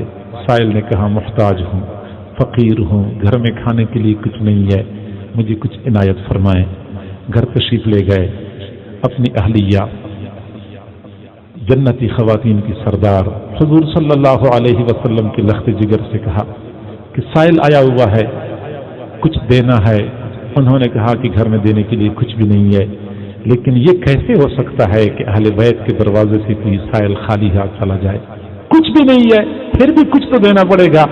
حضرت فاطمہ رضی اللہ تعالیٰ عنہ نے فرمایا میرا ایک دوپٹہ پڑا ہے، دوپٹہ سائل کو تو نہیں دے سکتے کیونکہ سائل کو تو کھانے کے لیے کچھ چاہیے، میرا دوپٹہ لے جاؤ فلاں یہودی کے پاس، یہودی سے کہہ دو کہ یہ دوپٹہ رہن کے طور پہ رکھ لے، گروی رکھ دے اور ہمیں 1 صاع جو دے دے تاکہ ہم سائل کو وہ جو دے دیں اور سائل خالی ہاتھ ہمارے گھر سے نہ چلا جائے۔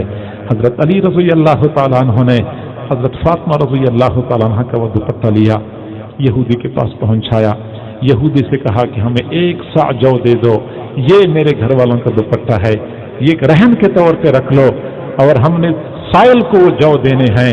یہودی نے وہ دوپٹہ ہاتھ میں لیا اور جو تولنے شروع کر دیے، وہ تول بھی رہا تھا اور آنکھوں سے موٹے موٹے آنسو بھی گر رہے تھے۔ حضرت علی نے فرمایا کہ آپ کیوں رو رہے ہیں؟ وجہ کیا ہے؟ یہودی نے کہا کہ ہم نے اپنی کتاب تورات میں یہ پڑھا تھا کہ نبی آخر الزمان کی ایک نشانی یہ ہوگی کہ ان کی بیٹی کے دروازے پہ ایک سائل آئے گا، وہ بیٹی سائل کو خالی ہاتھ نہیں لوٹائے گی، حتیٰ کہ وہ اپنا دوپٹہ اللہ کی دشمن کے پاس بھیجے گی کہ وہ دشمن کے پاس دوپٹہ گروی رکھ دے اور اس سائل کے لیے 1 صاع جو قرضے کے طور پہ لے لے۔ میں اس بات پہ رو رہا ہوں کہ مجھے نبی آخر الزمان کی نشانی تو نظر آ گئی، لیکن وہ بدبخت اللہ کا دشمن یہودی میں ہوں جس کا تذکرہ تورات میں ہو چکا ہے۔ یہ اہل بیت کی نشانی تھی، یہ اہل بیت کا انداز تھا۔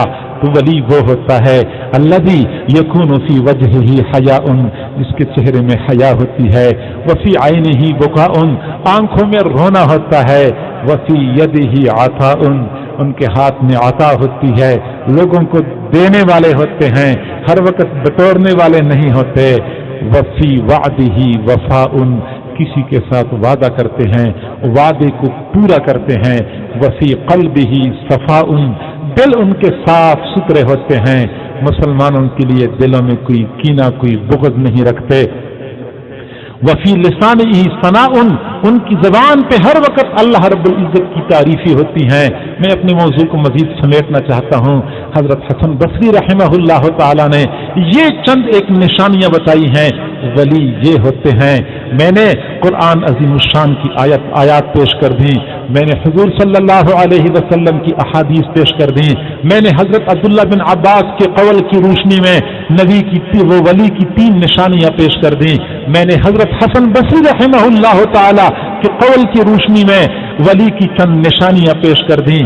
آپ کو اور مجھے چاہیے کہ ہم یہ نشانیاں تلاش کریں، جہاں کہیں ہمیں یہ نشانیاں کسی بندے میں نظر آ جائیں تو ہمیں ماننا چاہیے کہ یہ اللہ کا ولی ہے، پھر ایسے ولی کا دامن تھامنا چاہیے، پھر سعادت کی بات ہے ہمارے لیے، پھر ہمارے لیے شقاوت تب ہوگی جب ہم ایسے ولی سے دور ہو جائیں، ایسے ولی کا دامن چھوڑ دیں۔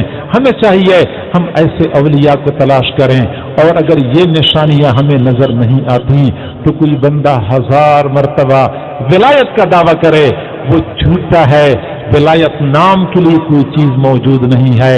ممکن ہے آپ حضرات میں سے کسی کو میرے اس نقطۂ نظر سے اختلاف ہو، ممکن ہے کسی بندے کو میری یہ باتیں ناگوار گزری ہوں، لیکن میں نے یہ بات اپنی طرف سے تو نہیں کی ہے، میں نے کوئی بات اپنی طرف سے نہیں کی ہے، یا میں نے قرآن کی آیت پیش کی ہے وہ آپ کو ناگوار نہیں ہونی چاہیے، یا میں نے نبی کی حدیث پیش کی ہے وہ بھی آپ کو ناگوار نہیں ہونی چاہیے، یا میں نے عبداللہ بن عباس کی حدیث پیش کی ہے وہ بھی آپ کو ناگوار نہیں ہونی چاہیے، یا میں نے حضرت حسن بصری کی حدیث پیش کی ہے اور قول پیش کیا ہے، یا میں نے حضرت جنید بغدادی کا قول پیش کیا ہے۔ یہ تو وہی حضرات ہیں جو اس میدان کے شہسوار ہیں، وہ پہچان سکتے ہیں ولی کون ہوتا ہے۔ لہذا انہی اقوال کی روشنی میں ہمیں چاہیے کہ ہم اولیاء کو تلاش کرتے رہیں، جہاں کوئی ولی مل جائے ہم ان کا دامن تھام لیں، ان کو اپنے لیے نعمت عظمی سمجھیں، ان کو غنیمت سمجھ لیں، ان کا دامن تھام کے رب ذوالجلال کا قرب حاصل کرنے کی کوشش کریں۔ اب آخری بات میں مختصر انداز میں عرض کرتا ہوں کہ ہم ولی کیسے بن سکتے ہیں۔ ہم اپنے اندر انہی صفات کو جمع کر دیں جو صفات میں نے پیش کی ہیں، ہم ولی بن جائیں گے۔ آسان طریقہ یہ ہے کہ اللہ کے اولیاء کے ساتھ تعلق جوڑیں گے، چونکہ اللہ کی ولی انہی صفات سے متصف ہوتے ہیں، ہم ان کے ساتھ تعلق جوڑیں گے، غیر شعوری طور پہ ان کی یہ صفات ہمارے اندر منعکس ہو جائیں گی، ہمارے قلوب میں وہ صفات آ جائیں گی، ہم بھی ولایت کی ان مقامات پہ پہنچ جائیں گے، گناہوں سے چھٹکارا مل جائے گا، اللہ رب العزت کا خوف ہمیں نصیب ہو جائے گا۔ آئیے ہم دیکھتے ہیں اپنے اکابر کے حالات، کیسے ان کے پاس لوگ آیا کرتے تھے، پلک جھپکنے میں لمحہ بھر میں زندگیوں میں انقلاب برپا ہو جایا کرتے تھے۔ حضرت مولانا اشرف علی تھانوی رحمۃ اللہ علیہ کی خدمت میں ایک بندہ حاضر ہو گیا، جگر مراد آبادی رحمۃ اللہ علیہ۔ جگر مراد آبادی شاعر تھا، شراب نوشی کرتا تھا، بلکہ بلا نوشی کرتا تھا، حد درجے کی زیادہ شراب پیا کرتا تھا۔ حالت یہ تھی کہ ڈاکٹروں نے کہا تھا تو شراب نہیں پیے گا تیری زندگی نہیں بچ سکتی، شراب پینا تیری مجبوری بن چکی ہے، زندگی بچانے کے لیے شراب پینی پڑے گی۔ لیکن ان کو ایک مرتبہ جب احساس ہو گیا کہ مجھے اللہ کو راضی کرنا چاہیے، سوچا زندگی اللہ کی نافرمانی میں گزری، اب تو زندگی ڈھل چکی ہے، اب تو مجھے اللہ کو منانا چاہیے۔ اپنے ایک دوست کے سامنے اپنی پریشانی کا اظہار کر دیا، میں زندگی بدلنا چاہتا ہوں۔ دوست نے کہا کہ تھانہ بھون میں ایک بزرگ رہتے ہیں حضرت مولانا اشرف علی تھانوی رحمۃ اللہ علیہ، لوگ ان کے پاس جاتے ہیں، زندگی بدل جاتی ہے، گناہوں سے چھٹکارا مل جاتا ہے، شریعت اور سنت کی اتباع نصیب ہو جاتی ہے۔ آپ بھی ان کے پاس جائیں گے، آپ کی زندگی میں تبدیلی آ جائے گی، لیکن ان کے پاس جانے کے لیے ایک بنیادی شرط ہے کہ پہلے ان سے اجازت مانگنی ہوتی ہے کہ میں آپ کے پاس آنا چاہتا ہوں۔ حضرت جگر مراد آبادی رحمۃ اللہ علیہ نے جانے کا ارادہ کر لیا، حضرت تھانوی رحمۃ اللہ علیہ کی خدمت میں ایک خط بھیجا، حضرت میں آپ کے پاس آنا چاہتا ہوں لیکن میری مجبوری ہے، شراب پیتا ہوں، چھوڑ نہیں سکتا، اگر آپ مجھے خانقاہ میں شراب پینے کی اجازت دیتے ہیں تو میں آنے کے لیے تیار ہوں۔ حضرت تھانوی رحمۃ اللہ علیہ نے جواب میں خط لکھا کہ خانقاہ تو عام لوگوں کی جگہ ہوتی ہے، وہاں تو شراب پینے کی اجازت نہیں دی جا سکتی، اگر آپ نے میرے پاس آنا ہے تو میری ذاتی بیٹھک آپ کے لیے حاضر ہے۔ آپ اندازہ لگائیں اللہ والوں کے دلوں میں مخلوق خدا کے لیے کتنی محبت بھری ہوتی ہے، کتنی ان کے دلوں میں درد ہوتا ہے کہ اللہ کی مخلوق کسی نہ کسی طریقے سے اللہ سے جڑ جائے۔ وہ کہتے ہیں میں شراب پیا کروں گا، حضرت تھانوی ذاتی بیٹھک کی پیشکش کرتے ہیں۔ پھر یہ وہاں پہنچ گئے، ارادہ یہ تھا کہ میں روزانہ شراب تھوڑا تھوڑا کر کے کم کروں گا، آخر کار مجھے چھٹکارا مل جائے گا۔ پہلے دن شراب کا پیالہ ہاتھ میں پکڑا ہوا تھا، لیکن تھوڑا سا کم کر دیا تھا کہ آج میں اتنا پیوں گا، کل اس سے بھی کم کر دوں گا۔ اچانک خیال آیا کہ جب چھوڑنا ہی ہے تو کیوں نہ میں یکدم چھوڑ دیتا ہوں، کوئی بات نہیں ہے، جان چلی جائے میں قیامت کے دن اللہ سے یہ کہہ سکوں گا اللہ تیری خاطر اپنی جان کا نذرانہ پیش کر کے آیا ہوں، میں یکدم چھوڑ دیتا ہوں۔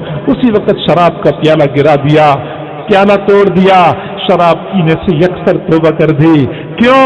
حضرت تھانوی کی توجہ ان پر اثر کر چکی تھی، اللہ کی شان طبیعت خراب ہو گئی، پیچس لگ گئے، ڈاکٹروں نے کہا شراب پینا شروع کر دو ورنہ زندگی نہیں بچ سکے گی۔ انہوں نے کہہ دیا جب میں نے ایک مرتبہ چھوڑ دی ہے دوبارہ ہاتھ نہیں لگاؤں گا۔ چند دنوں کے بعد طبیعت بحال ہو گئی، زندگی بدلی، انقلاب آ گیا، سنت کو اپنے چہرے پہ سجایا، شریعت کی اتباع کی کوشش شروع کر دی، صوم و صلات کے پابند بن گئے۔ کافی دنوں کے بعد جب اپنے گھر واپس لوٹے، لوگوں کو پتہ چلا کہ جگر مراد آبادی کے اندر بھی تبدیلی آ گئی، حیران ہو رہے تھے لوگ، دیکھنے کے لیے، ملنے کے لیے دور دور کی بستیوں سے آیا کرتے تھے کہ ہم بھی جگر مراد آبادی کو دیکھ لیں وہ کیسے بدل چکے ہیں۔ جب لوگوں کا ہجوم بڑھ گیا تو وہ خود اپنے بارے میں شعر پڑھنے لگے، چلو دیکھ آئیں تماشا جگر کا، چلو دیکھ آئیں تماشا جگر کا، سنا ہے وہ کافر مسلمان ہوا ہے۔ ایسا ہی ہوا کرتا ہے کہ لوگ کفر کے گھڑے کے کنارے پہ ہوتے ہیں، اللہ والوں کے ساتھ تعلق جوڑتے ہیں، اللہ والوں کا دامن تھام لیتے ہیں، کفر کے گھڑے سے چھٹکارا مل جاتا ہے، ایمان کے بلند مقامات پہ فائز ہو جاتے ہیں۔ اللہ رب العزت ہمیں سمجھنے اور عمل کرنے کی توفیق عطا فرمائے۔ بیان کے دوران اگر کسی ساتھی کی دل شکنی ہو چکی ہو، دل آزردگی ہو چکی ہو، میں آپ حضرات سے بھی معذرت چاہتا ہوں، اپنے اللہ سے بھی معافی کا خواستگار ہوں۔ فقط اللہ کا پیغام آپ کو پہنچانا مقصود تھا، کسی کا دل دکھانا مقصود نہیں تھا۔ اللہ تعالیٰ مجھے بھی معاف فرمائے، آپ سب حضرات کو معاف فرمائے۔ وآخر دعوانا ان الحمدللہ رب العالمین۔ یہ احباب فرما رہے ہیں کہ کچھ لوگوں نے بیعت کرنے کا ارادہ کیا ہے۔ مرد حضرات بیعت ہونا چاہتے ہیں یا خواتین بیعت ہونا چاہتی ہیں، تمام حضرات اپنے دلوں میں بیعت کی نیت کر لیں۔ بیعت کی جائے گی، پھر اس کے بعد مراقبہ ہوگا، مراقبے کے بعد انشاءاللہ پھر دعا ہوگی۔ کوئی ساتھی بھی دعا سے پہلے جانے کی کوشش نہ کرے، کیونکہ دعا محفل کا نچوڑ ہے، یہ اللہ سے لینے کا وقت ہوتا ہے، اس وقت پھر کوئی ساتھی اٹھ کے جائے گا تو محروم رہے گا۔ تمام حضرات یہ خواتین دلوں میں بیعت کی نیت کر لیں۔ بیعت سے پہلے دو کام کرنے ضروری ہوتے ہیں، ایک تو یہ کہ بندہ پچھلے گناہوں سے پکی سچی توبہ کر لے، دوسرا یہ کہ آئندہ کے لیے گناہوں سے بچنے کا عزم اور ارادہ کر لے۔ الحمدللہ وکفا وسلام علی عبادہ الذین اصطفیٰ، اما بعد۔ یہ کلمات میرے پیچھے پیچھے پڑھتے جائیے۔ بسم اللہ الرحمن الرحیم۔ لا الہ الا اللہ محمد الرسول اللہ، آمنت باللہ وملائکتہ وکتبہ ورسلہ والیوم الآخر والقدر خیرہ وشرہ من اللہ تعالی والبعث بعد الموت، آمنت باللہ کما ہوا باسمائہ وصفاتہ وقبلت جمیع احکامہ اقرار باللسان وتصدیق بالقلب، اشہد ان لا الہ الا اللہ واشہد ان محمدا عبدہ ورسولہ، استغفر اللہ ربی من کل ذنب واتوب الیہ برحمتک یا ارحم الراحمین۔ ان کلمات کو پڑھنے سے آپ سلسلہ عالیہ نقشبندیہ میں داخل ہو چکے ہیں۔ بیعت کرنے کے بعد چند اعمال کی پابندی کرنی ہوتی ہے، اس کا فائدہ یہ ہوتا ہے کہ گناہوں سے بچنا آسان ہو جاتا ہے، نیک اعمال کا شوق بڑھ جاتا ہے۔